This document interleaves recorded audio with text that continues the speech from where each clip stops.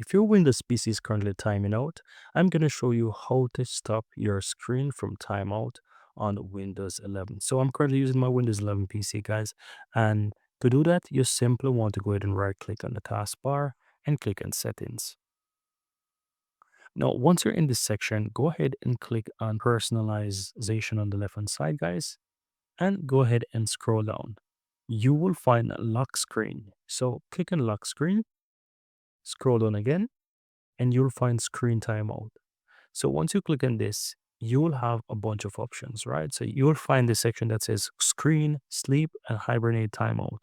If you expand this, you will see what your computer is currently set to. You have plug-in and you have on battery if you're using a laptop. If you're not using a laptop, you will see the options available to you and you will just work with these. So currently mine is set to 30 minutes. And if I don't want that, I can just switch these and change the time to a longer time or simple choose never.